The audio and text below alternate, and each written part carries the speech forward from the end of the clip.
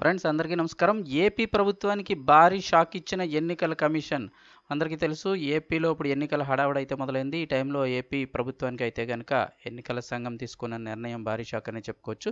వివరాలు ఈ వీడియోలో తెలుసుకుందాము. వీడియో స్కిప్ చేయకుండా పూర్తిగా చూడండి, అప్పుడే కంప్లీట్ ఇన్ఫర్మేషన్ అయితే అర్థమవుతుంది. అలాగే ఇంకెవరైనా మన ఛానల్ సబ్స్క్రైబ్ చేసుకోకపోతే వెంటనే సబ్స్క్రైబ్ చేసుకోండి ఫ్రెండ్స్. ప్రభుత్వం నుంచి వచ్చే ముఖ్యమైన అప్డేట్స్ మిస్ అవ్వకుండా మీరు ముందుగా తెలుసుకోవాలి అనుకుంటే ఛానల్ సబ్స్క్రైబ్ చేసుకొని ఫాలో అవుతుండండి. అలాగే వీడియోను ఒక లైక్ చేసినట్లయితే మరింత మందికి సమాచారం అయితే చేరుతుంది. దయచేసి ఒక లైక్ కూడా చేయండి. ఇంక వివరాల్లోకి వెళ్ళిపోదాం. జగన్ సర్కార్కు ఈసీ భారీ షాక్.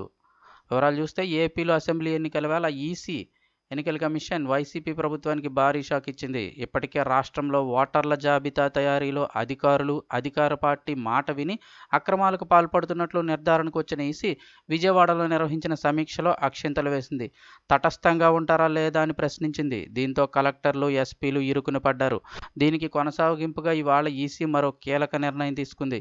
రాష్ట్రంలో ఎన్నికల విధులకు వైసీపీ ప్రభుత్వ సచివాలయ సిబ్బందిని బిఎల్ఓలు ఇతర అధికారులుగా నియమిస్తోంది.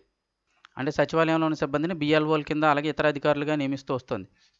గతంలో టీచర్లు నిర్వహించిన ఈ విధుల్ని వారికి దూరం చేసింది. టీచర్లకు బోధనేతర విధులు అప్పగించరాదని తీసుకున్న నిర్ణయంలో భాగంగా వీరిని ఎన్నికల విధుల నుంచి తప్పించింది. దీంతో గతంలో వద్దన్నా కూడా విధులు అప్పగించి ఇప్పుడు హఠాత్తుగా తమకు నష్టం జరుగుతున్నదన్న భయంతో తమను ఎన్నికల విధుల నుంచి తప్పించడమేంటని వారు ఆగ్రహంగా ఉన్నారు. ఈ నేపథ్యంలో రాష్ట్రంలో ఈసారి ఎన్నికల్ని సచివాలయ సిబ్బంది సాయంతోనే నిర్వహించేలాగా వైసీపీ ప్రభుత్వం పావులు కదుపుతోంది.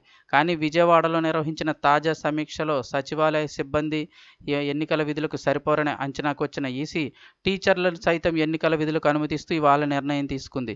దీంతో వైసీపీ ప్రభుత్వం కోరుకోని టీచర్లు ఇప్పుడు ఎన్నికల విధులు నిర్వహించబోతున్నారు.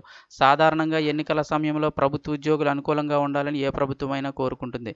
కానీ ఇప్పుడు ఈసీ నిర్ణయంతో పరిస్థితి మొత్తం మారిపోయిందని చెప్తూ ఉన్నారు.